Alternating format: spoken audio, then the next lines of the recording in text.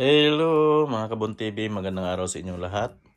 Sa aking mga subscriber, maraming salamat dun sa una nating upload na umabot na ng nearly 200 views. So, ang gagawin natin ngayon mga idol ay lalagyan natin ng lagayan ng GoPro tong bicycle natin habang hindi pa natin dinadala. Baka next week sigurado dalhin na natin to kasi maganda na yung panahon dito lagi sa New Zealand. Dito ko yan dati nilalagay yung GoPro ko kapag nagbabisikleta ako. So, itong GoPro natin, ito. Gamitin natin to ngayon. Matagal-tagal na to, hindi ko na gamit. Simula doon nang umuwi tayo ng Pinas. So, ngayon pa lang natin ulit ikabit dito. So, dati kasi nasira yung lagayan ng GoPro ko dito, yung nilalagay ko dito. So, tingnan natin kung kaya pa natin yun gawa ng paraan. Ito yun mga idol. Dito yung mga gamit ng GoPro natin.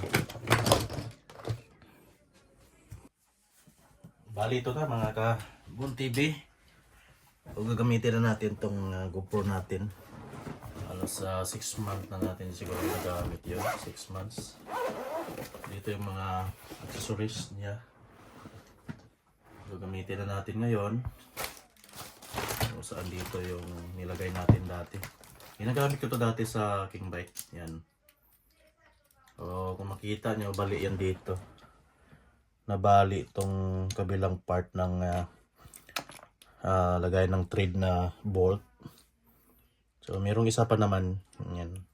Kung makita nyo. So, kaya pa naman mag-hold ng GoPro yan. So, install natin ngayon.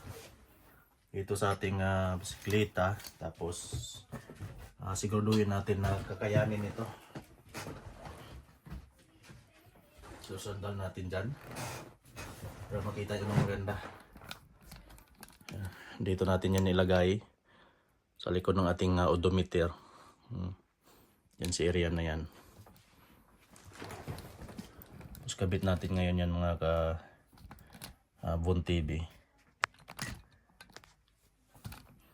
Ayusin natin yung camera natin. Medyo malabo kasi malayo-layo.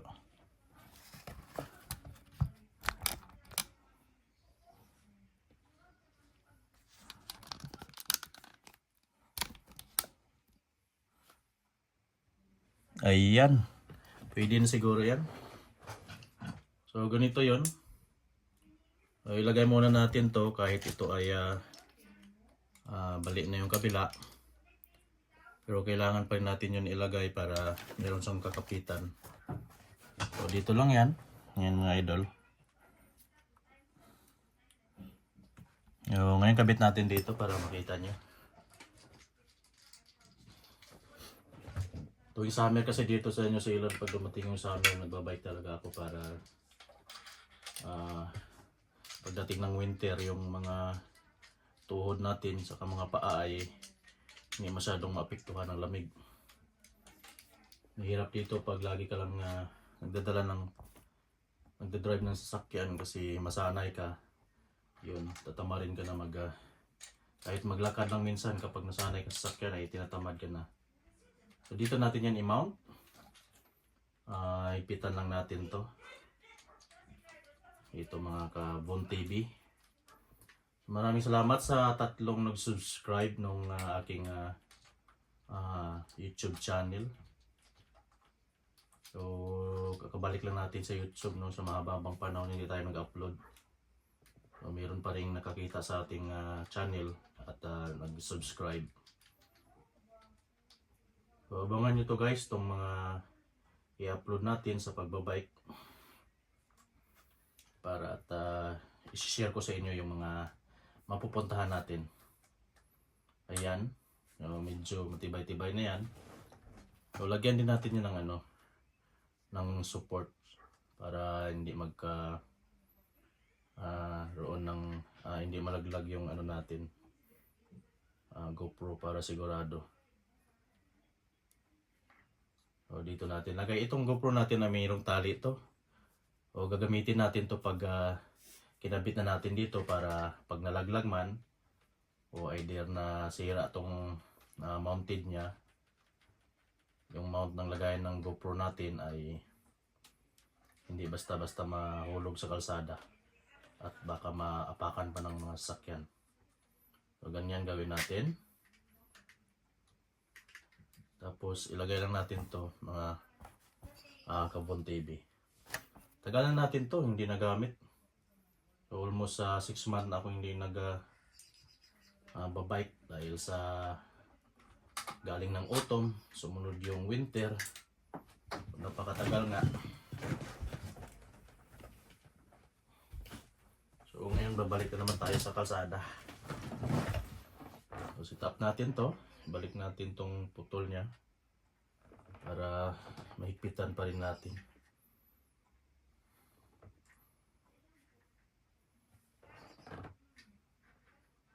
Yan. Maganda ditong mayroon tayong GoPro mga Kabon TV para protection na rin sa atin. So, alam naman kapag nasa sasakyan ka, mayroon kang dashcam. So pagdating naman sa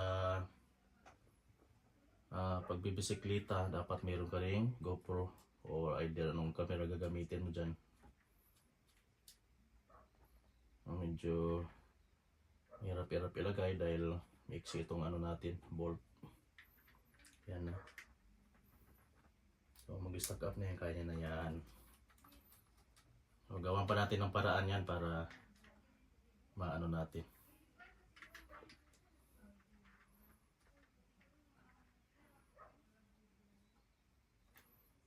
Yan. Higpit na yan. Yan na. So ganyan lang mga Kabon TV yung paglagay natin ng GoPro sa ating bicycle. Makita niyo yan. Pwede na yan. Kontrolin na lang natin. Subukan nga natin kung maganda yung niya. Yan. Tayo na lang dyan. Mag-adjust. Kita yung natin, odometer. Kailangan hindi yan sa gabal sa ating GoPro kapag kumukuha tayo ng video. Pwede naman siguro ganito konti. Yan. Konti lang. Yan, pwede na yan. Yan, pwede na yan mga Kabon TV. So yan na-set up na natin na maganda. So ready to na lang to gagamitin.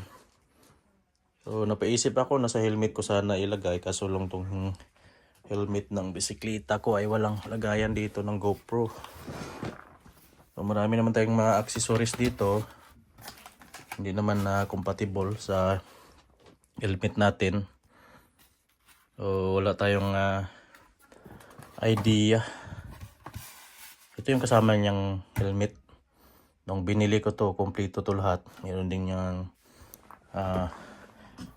shoes dito, bicycle So, mga Shimano yan, mga idol yan. So ang kailangan na lang natin dito, kasi gabi tayo nagtatrabaho, 6 o'clock tayo umaalis, lagyan natin ng ilaw. Ilaw na lang sa likod, tapos sa harap. Tapos kailangan magsuot tayo ng yung reflectorized vest na susuotin para visible tayo sa kalsada. So dito sa silang kasi kahit bicycle yung dala mo, napakahigpit. So ayun na yan, astig. Meron tayong lagayan ng cellphone. Usually pwede naman natin gamitin yung flashlight ng ating cellphone kapag nilagay natin dito. Yan. Nandyan. Nilagay natin, pwede naman yan. Kasi may ilaw din. Tapos yung sa likod, mayroon ako dito Sana kaya yun? Mayroon ako ditong ilaw na nilalagay Ito. Sana may baterya pa to. Ito yun mga idol. Yan. So pinakabit natin yan dito sa likod. Yan. Nilalagyan ko ng cable tie. Ngayon hindi na sa umiilaw kasi wala ng baterya. So, palitan natin itong baterya niya. Single ano lang naman to. Dalawang baterya. Marami din function to. Ito lang kailangan natin. Bilan ng baterya, tapos cellphone na lang gagamitin natin dyan.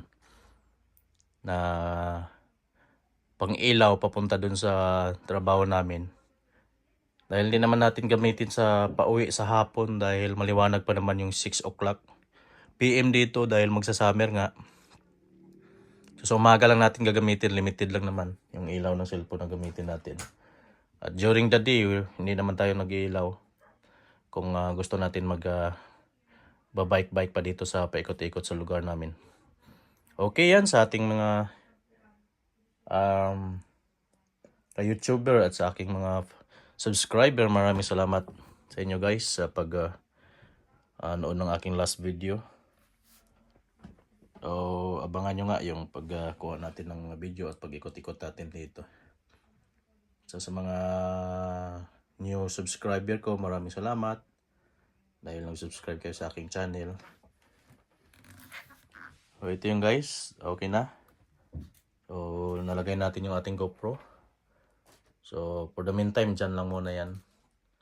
Para pag umalis tayo ay nakakabit na. So, sa sunod muli at maraming salamat sa ating mga subscriber. So, ito si Bon TV. Maraming salamat sa inyo.